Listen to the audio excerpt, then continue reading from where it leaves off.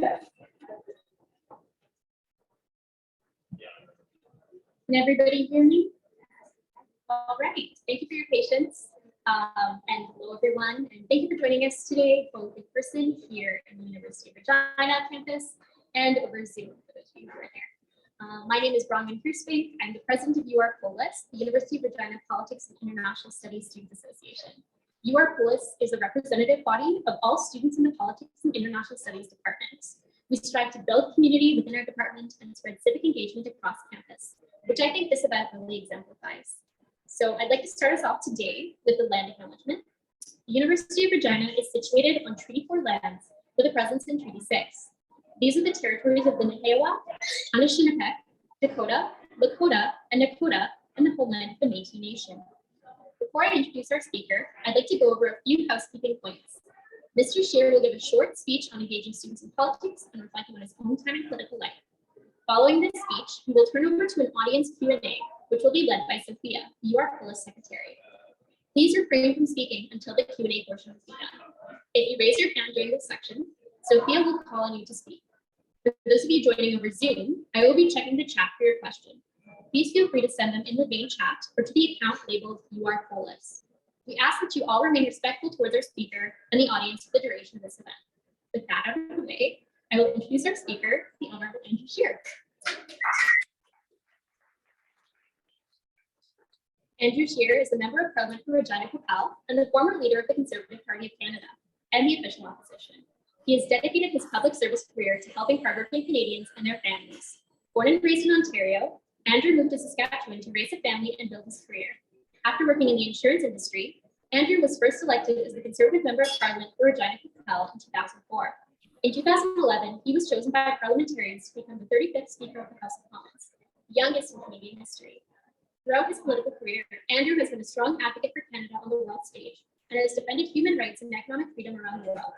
In his roles as Speaker of the House of Commons and leader of the official opposition, he has hosted many world leaders here in Canada and led official visits to many countries.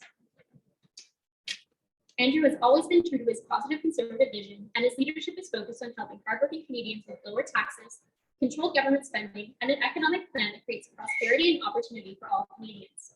He and his wife Jill live in Regina with their children Thomas, Grace, Madeline, Henry, and Mary.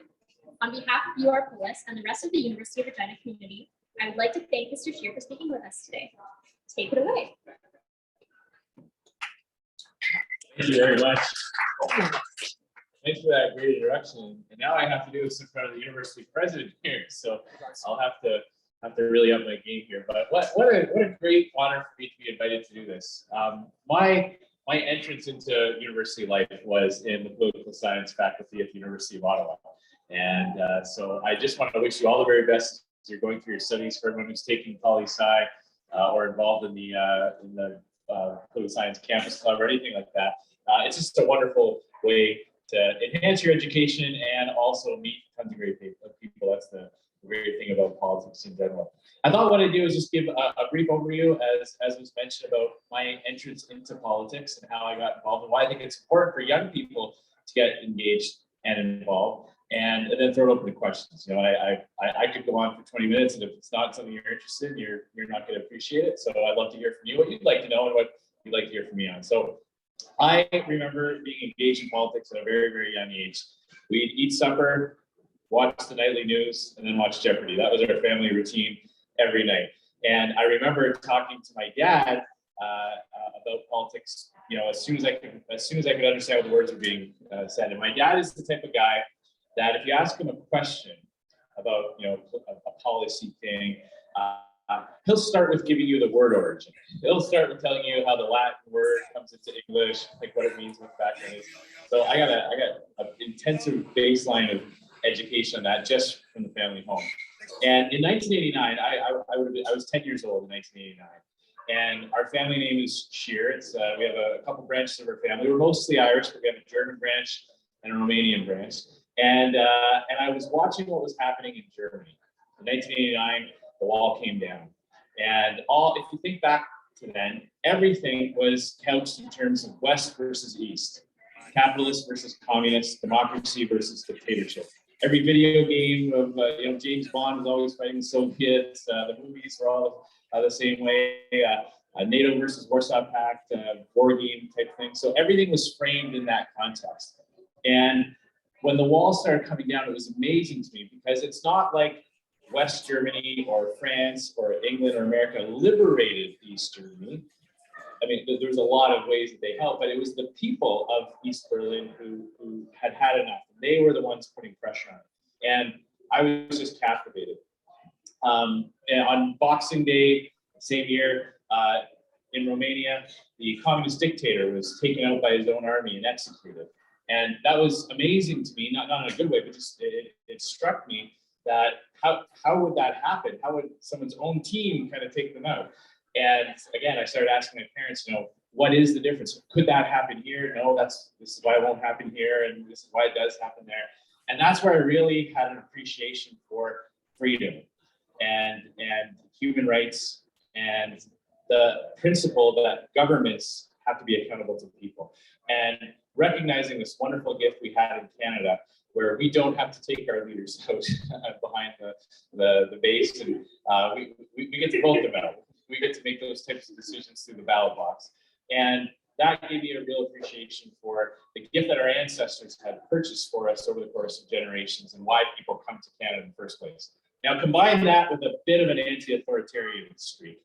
I don't like to follow rules just for the sake of following rules. I like to understand why they're there and whether or not it makes sense. And I was a little bit of a rebellious teenager, and my parents did a really wise thing. They channeled that into a productive way. Because my dad was involved in a lot of different organizations. He was involved in his union at work. He was involved in some community groups. And what he realized was the power of showing up, the power of being there in those meetings to determine the outcome. So he never missed a union meeting. If he wanted to not go on strike, so he kept working, or if he wanted focus on a dental plan instead of something else.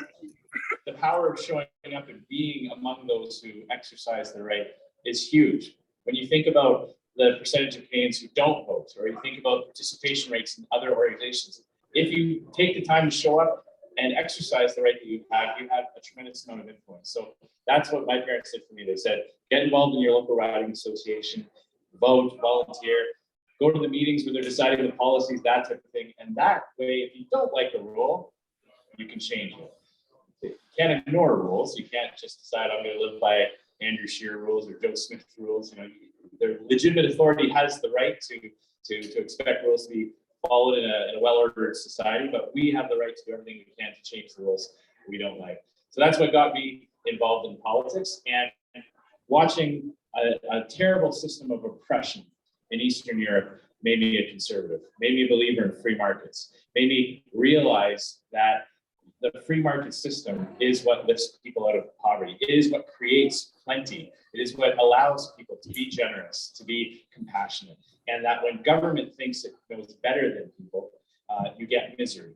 And I was struck, the anniversary of the wall coming down was just last week. And I realized that throughout the course of human history, walls were generally a good thing.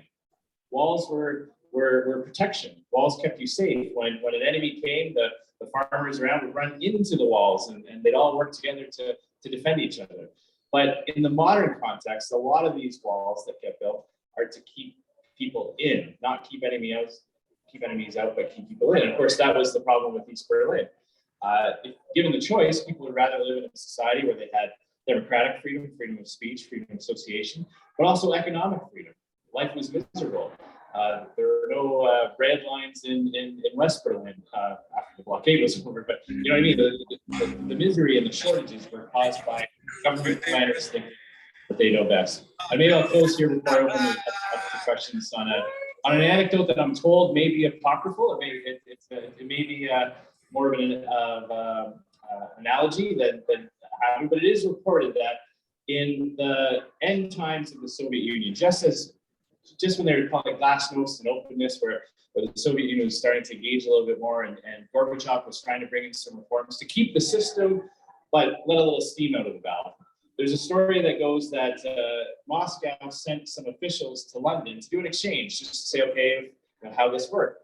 And they're given a tour of the city. And one of the commissars that was on the tour when they got back to the office said, I'd like to meet the man in charge of bakeries. And the mayor of London said to me, he said, well, what do you mean the man in charge of bakeries? And the commissar said, well, you've got a city of 4 million people. I see bakeries all, here and there. I don't see any bread lines. You guys have this down really well. I'd like to meet the man who organizes all of this to make sure that there aren't shortages, that there's none of these bread lines. And so the mayor was just baffled because there is no man, there is no woman, there is no official in charge of making sure that there's enough bakeries, there's enough bread in the bakeries. Of course, that's the free market, that there are as many bakeries as there need to be. If there's one too many, soon there won't be one. And if there's one too few, soon one will start up. And that, I think, is the best way to encapsulate the difference between planned economies based on socialism, based on government officials knowing better than you, knowing better than the market, and free markets where people compete, they innovate, they strive to provide better services, better goods, and we all benefit from that. We have this great prosperity. So that's a bit of a background on how I became interested in politics and how I became a conservative. And very briefly, how I came to Saskatchewan was I met my wife at the University of Ottawa. She's from Regina. I married into a little bit of Regina football royalty. John Ryan is my brother-in-law. Steve Ryan played here at the Rams. Both of them played here at the Rams. And I visited here once while we were dating, and I fell in love with the province, fell in love with the city and the people of this wonderful community. And it's been my distinct honor to represent the riding of Regina since 2004. So with that, I want to thank you so much for inviting me here to give a bit of a talk and answer your questions. It's a real honor. It's a lot of fun for me. I hope you'll find the exchange interesting as well. Thanks very much. So much. So now we're going to begin our Q&A portion of the event. If you have any questions for Mr. Scheer, please raise your hand and I will call on you. We ask that your questions, though, pertain to his engagement within his university experience and what he's done throughout his career, then towards anything regarding ideology. Honourable will be moderating the Zoom. If there's any questions, she will come up and ask them from the Zoom chat. With that, let's begin this portion of the event. And does anyone have a question? I noticed that you sometimes anti-authoritarian stream in your view. How did that inform that's a very good procedural role, follow the rules. Find that Great question. Just for people watching on Zoom, the question was, how did my anti-authoritarian streak jive with my interest in becoming speaker, or something that is all about the rules? Well, that is a very interesting question.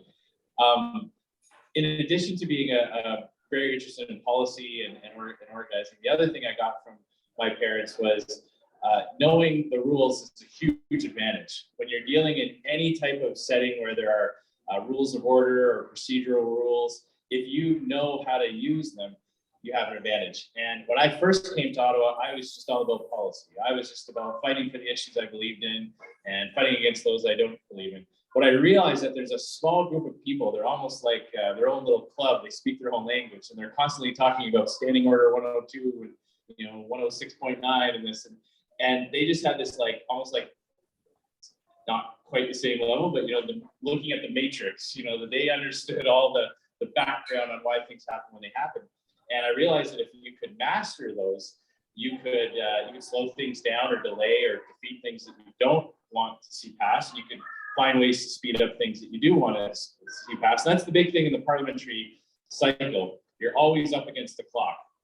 There's a gentleman who wrote a book about his time in Ottawa, and he broke it down in a way. It's like a prime minister with a 4-year mandate has X number of cabinet meetings. And I can't remember what the number is, but it's fewer than 52. So you multiply that by 4. So you got 200 meetings for cabinet to make big decisions. Well, so right away, you're triaging a whole bunch of stuff off that list. So anyway, I developed an appreciation. I thought I could provide some value added to my team if I started to master the rules as well in the procedure. And that's when I saw how there's some genius in them. The way our parliamentary system, our Westminster system, allows for debate, deliberation, multiple parties to have their say, but also to get things done. There are countries around the world where they have parliaments where it's harder to act, or somewhere it's harder to have more views represented. And no system's perfect. There's pros and cons in ours and others, but I really did see that, okay, at the end of the day, our system allows the government to make decisions whether they need to be made, but there's also all these rules here to make sure that opposition parties have some way of influencing and deciding through using tactics to see which of those items the government wants to pass get into that list of 200 meetings. So that's what I threw myself into, developed an appreciation for it, and that's why I ran for speaker and was ultimately successful. Great question.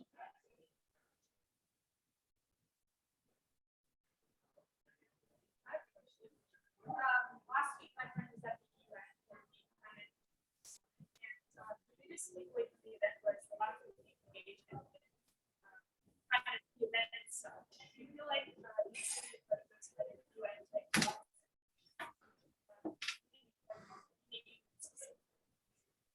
So the question was about youth engagement, particularly with UN initiatives and let me just say, I'm a big believer in youth engagement for a number of reasons. First of all, I'm 42. I won't guess what the ages are of everyone here, but the university life begins at 18. You're going to live for longer under the decisions that I'm making today. So the impact on you is just as important as the impact on me. And while young people who haven't yet maybe gathered the experience or the education, they do have a right to have a say, and they do have a perspective, that I have a different perspective at 42 than I had when I was 18. So I'm a big believer in organizations doing the outreach and proactively trying to get young people engaged. But a big reason why I was excited to take this opportunity to come here is I'm also big on encouraging young people to go out and seize it, like go out and demand it. Because if you don't, politicians will focus on the people who are. And it's a little bit, how the sausage gets made. It's not always pretty, but politicians have to triage their time as well. And if we know that there's a group of people who are engaged and they're going to vote and they're going to show up at meetings and they're going to volunteer and help on campaigns, well, then that's where our attention gets drawn to, because we have limited time too. So when young people start to get more engaged and more active, well, then it sends a signal to all of us, regardless of party stripe, like, hey, these are people who are taking the time. So I would love for you to take away a message of this. The fact that you're here today is a huge step. The fact that you'd be here for any speaker is great. Try to get your friends to get engaged as well too. I used to always be sitting around the cafeteria table and often a lonely conversation sometimes, because young people just haven't been traditionally as engaged as other age brackets. So whether it's the institutions themselves doing more to carve out some time and space and perhaps even some funding to facilitate, because young people don't always have the same resources. Challenging corporate Canada too to say, okay, well, if you've got some of these companies that are trying to tell the story about how they're reducing their environmental footprint, well, why not sponsor some young people to go over, sponsor some events, make it a little bit more accessible. But then for young people yourselves to take the time to show up, to tell your representatives that it's important to you and that you're following.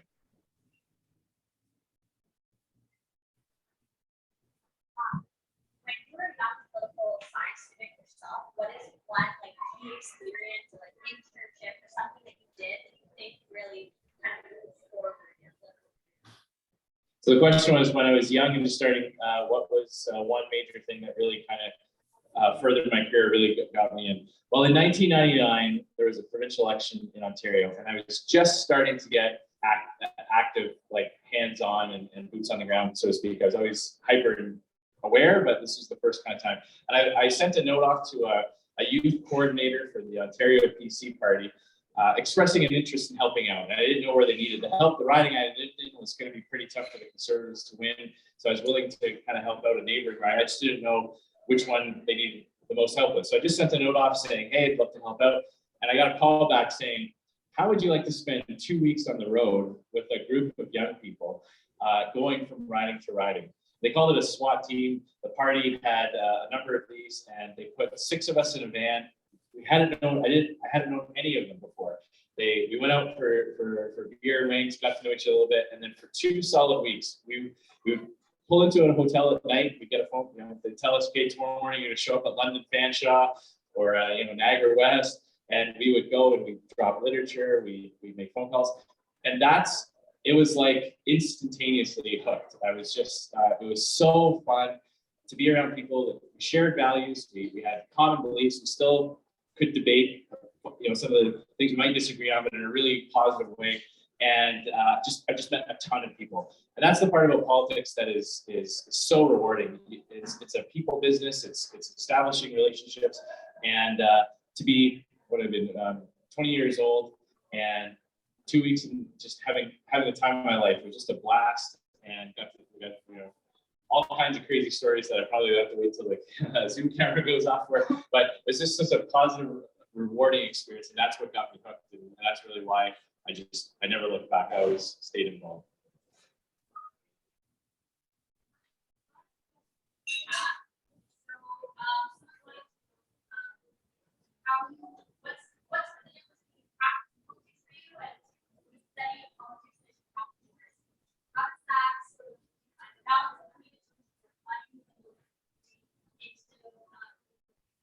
Yeah.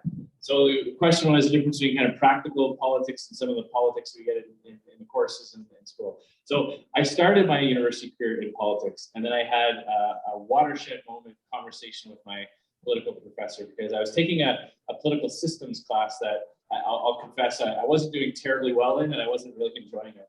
And I was in, the prospect of having to repeat the course was just unbearable to me. So I went to go talk to the professor. I was trying to negotiate some extra points for the discussion group, some extra marks here and there. I was going to see if I could, talk my way into lifting my mark up a little bit. And in that conversation, he said something that really changed my life. He said, "You seem like the type of person who has a lot of political opinions, but maybe not necessarily in love with political science. Because there's a lot more to political science than just, we're for X and we're against Y." And I said, that sums me up. I like political theory. I like studying, the politics of economics, the politics of the justice system. I loved all of those areas, but didn't really love some of the other stuff quite so much. So that is a big difference. When you're talking about political science, it's such a big piece. There's so many things there, international relations, all kinds of things. And I love the more practical side. I love the deciding which issues you're going to put on your brochure, going out, knocking a bunch of doors, and trying to find the best way to bring people over your way of thinking. That I love, and some of the other stuff, not quite as much. So that's what people in political science maybe have to choose, or maybe they don't have to choose. Maybe they're good at both and they enjoy both. So I switched into history and did politics on the side, and never looked back.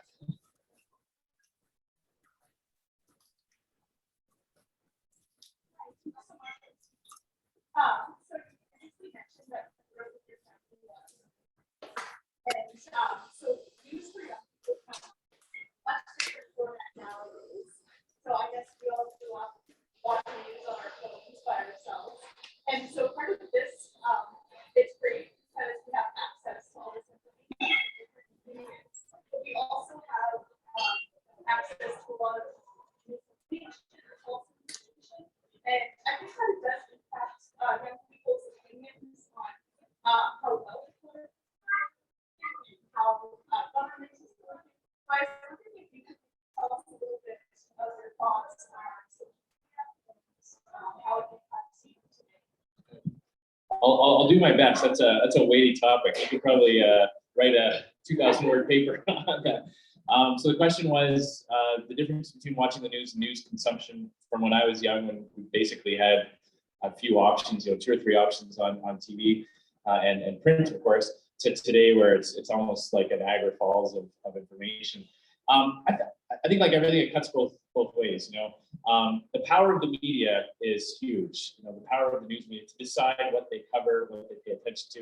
It used to frustrate me because I could go out and do a press conference on Parliament Hill, and I could be hammering home a point that is extremely important, and it doesn't even make the news. The news decides we're going to cover something else. I was teasing one of the local reporters here in Regina, I won't say which, because we were trying to get some attention during an election campaign about something that Justin Scheer had said and how it would impact our province. And we were told that they were covering the demolition of the A&W on Albert and First Avenue. It's like, okay, well, I get it, but so there's an incredible amount of power in the media. And one of the things with social media is it has decentralized some of that. It's kind of broken up that monolith a little bit. It does bring into some questions about accuracy of information. Now, you know, there, as much as I can spend another few minutes railing against the traditional media and the traditional news coverage in this country, there are some standards that someone posting something on a website doesn't have to follow. And I think that's a conversation a lot of people are having. And my advice to everybody is, look, just because you see it or hear it or read it on a mainstream publication, a newspaper or broadcast, don't accept that as fact just as you wouldn't any Facebook post. Like do a bit of your own research and really think about the context and some of the biases that are built into mainstream media coverage.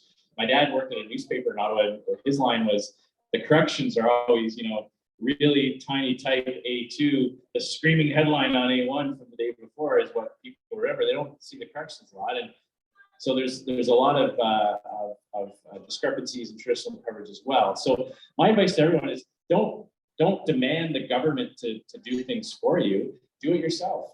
Check if a reporter is writing a particular piece, take a little bit of time and say, oh, on his Twitter profile it says that he's a, you know, whatever, you know, based on this I can tell he's probably a little bit more to the left. And maybe if I know that, maybe he's presenting it. And the other thing, I'll stop my rambling answering this.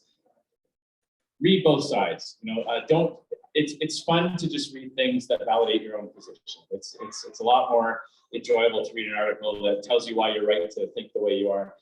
It's the best thing that you can do for yourself is to read the other side too. And if you read a more conservative source, every once in a while check it on a more left-wing source and just see what the counter argument would be. That way you can spot the errors and the outright disinformation a little bit more easily.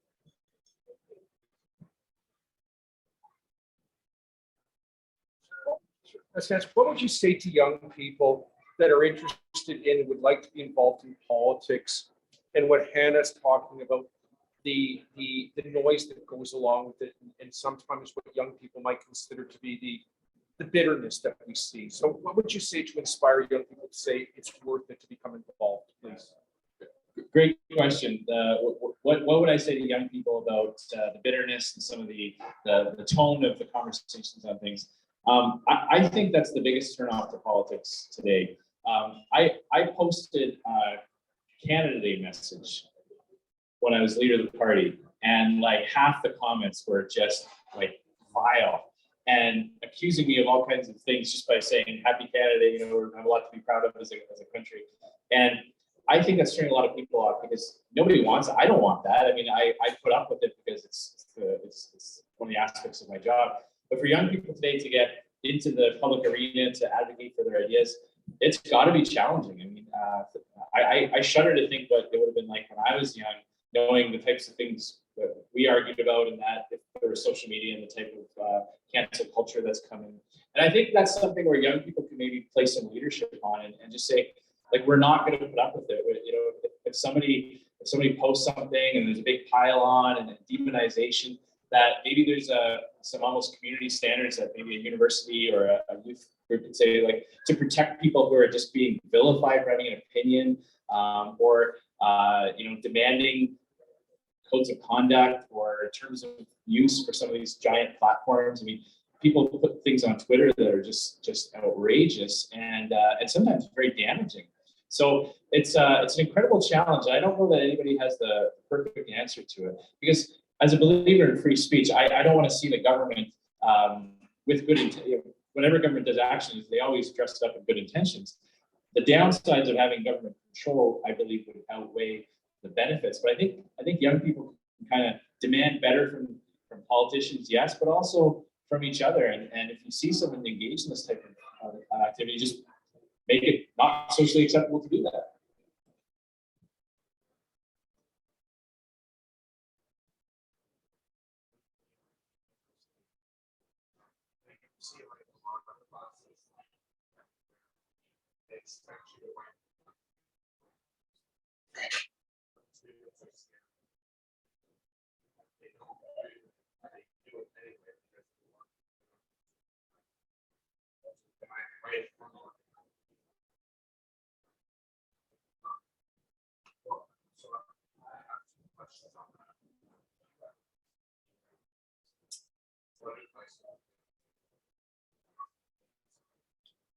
So the question is about some of the bias in academic institutions and people who feel, students who feel like they have to write from a more left-wing perspective, otherwise they'll be penalized in grades.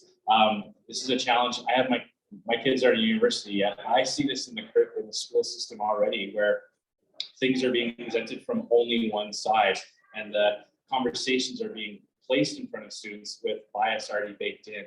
And I've really been challenging some parents that I know to say, like, you gotta watch this like a hawk. But my children come home sometimes and they say, oh, my teacher said this, or a handout says this. And it's an incredible bias that sets in. There was last spring, there's a school in Outlook where the teacher put up a sign about how awful the agriculture sector is. It's like how it affects oceans and this. Well, it also, farmers have also done a tremendous amount of progress in improving the impact they have. They also save a lot of lives by producing cheap, high quality food. So there is definitely bias, and there was bias when I was there too as well. I had a professor one time tell me that I declared that at the time I was a member of the Reform Party. I was young, and that's the party that I was involved in at the federal level. And she said, well, the Reform Party is not a legitimate political party. And she just moved on. And it was just like, what? Like, they've got 60 seats, and Preston Manning is kind of a big deal at the time, and how could a professor just say that and then move on? So I'm a big believer in academic institutions doing that kind of self-policing and making sure that there's a robust system. If students are feeling that they're being penalized just because their opinion doesn't line up, I mean, you can have a poorly written paper from a right-wing perspective, and you deserve a lower grade. But if you have a well-written paper following all the guidelines and you well argue, even if the conclusion the professor doesn't agree with, you should be able to count on getting a good grade for that. Having mechanisms in place, and I'm not sure what exists here. I hope there is here, but that's the type of thing I think we need to make, that you can kind of appeal to higher levels if you're experiencing that kind of bias. Because I'm a big believer that academia should present how to make decisions, how to study and how to analyze, present both sides or all sides. Sometimes there's more than two on the spectrum, and then let students decide what makes sense for them. These high schools, elementary schools, universities, they should not be indoctrination centers. They should be, educators and giving the information, teaching you how to do the critical analysis, and then setting you off in the world well armed with all sides of the points that you can determine for yourself what your values are. In your university experience, what do you think is some of the most important things you learned that has now helped you in your future life? Great question. In my university experience, what are some of the things I learned that helped me in my later career? When I was first getting involved in political science, I was getting involved in the political science faculty club, internal politics, and at the time, the Ontario PC party had a youth wing. It still does, I believe. The federal party doesn't, but the provincial party does. And some of the fights that people had when they were young last to this day. Like, I know people that won't speak to somebody because 30 years ago they ran against each other for like the third vice president of the campus club. and what it taught me, kind of seeing some of that, is when you're young and it's kind of fun to fight, it's kind of like, we're against them, we're going to show them. Sometimes it can have a negative tone to it. So the biggest thing I learned was, make sure you're making friends, not enemies. You can have a difference of opinion. You can choose not to support somebody because their values and their priorities don't line up with you. But that doesn't mean they have to be your enemy. That can be someone that you disagree with. And sometimes in campus life, and especially campus political life, people get torqued up. You're young, you're full of energy, trying to take on the world. And if you cross that line into actually like making an enemy, going too far, getting too insulting, you're not now debating the issue, but you're trying to attack the person. Later on in life, you'll just have fewer people to support you if you do want to go further in politics. And I was very fortunate when I ran for leader. I look back at some of the people I was going to ask for help, and I had a long list of people that I'd worked constructively with, and not a long list of enemies, because I learned that lesson early in my university life. I was involved in something that got a little heated, and it was really unfortunate.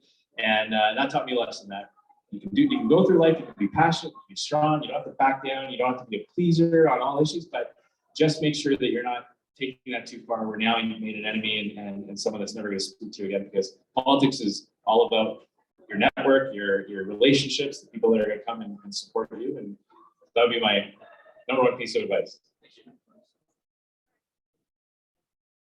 Thank you so much for partaking in our Q&A portion of our event today, and thank you so much. And Zoe, you're going to do some closing remarks for us.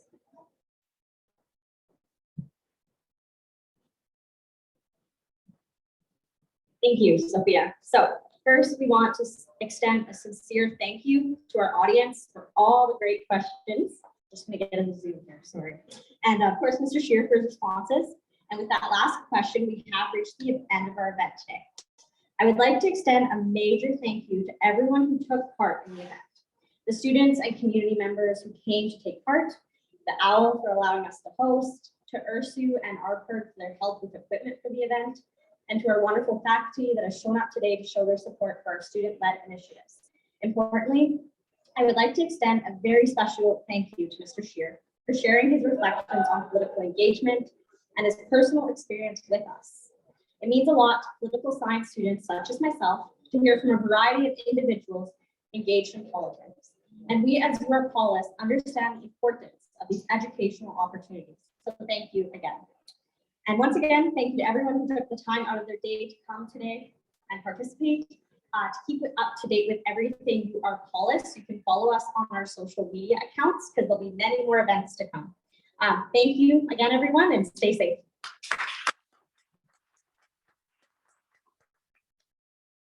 That was great.